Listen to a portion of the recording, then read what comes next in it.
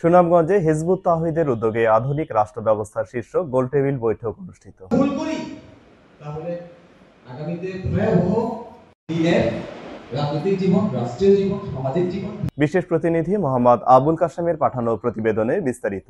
Hizb ut তাওহীদের উদ্যোগে সুনামগঞ্জে তাওহীদ ভিত্তিক আধুনিক রাষ্ট্র ব্যবস্থা শীর্ষক গোলটেবিল বৈঠক অনুষ্ঠিত হয়েছে। রবিবার সকাল 11টায় সুনামগঞ্জ শহরের পানসি রেস্টুরেন্টে এই বৈঠক অনুষ্ঠিত হয়। এতে জেলার সাংবাদিক, কর্মী, বুদ্ধিজীবী ও শিক্ষক, আইনজীবী, শিল্পী, কবি, সাহিত্যিক, হিন্দু, বৌদ্ধ, খ্রিস্টান ও শ্রমিক কমিউনিটির নেতৃবৃন্দ এই বৈঠকে অংশগ্রহণ করেন। সিলেট বিভাগীয় আলী হোসেনের সভাপতিত্বে মূল প্রবন্ধ উপস্থাপন করেন দলের কেন্দ্রীয় শিক্ষা ও প্রশিক্ষণ বিষয়ক সাধারণ সম্পাদক সাইফুর রহমান এবং মহারাজ খ্রিস্টান কমিউনিটির প্রতিনিধি ড্যানিশ চক্রবর্তী ও শিক্ষক শাহানিয়া রহমান।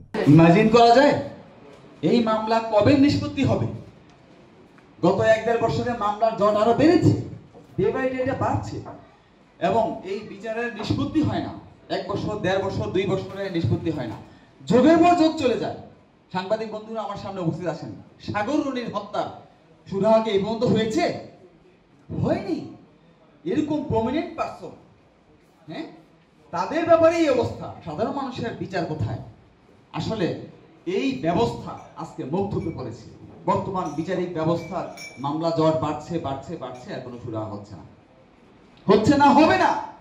আমি আপনাদের জ্ঞাতার্থে বলতে চাই, এটা হচ্ছে বর্তমান গণতান্ত্রিক জীবন ব্যবস্থার বিচারিক ব্যবস্থার অযোগ্যতা, ব্যর্থতা, দৈন্যতা।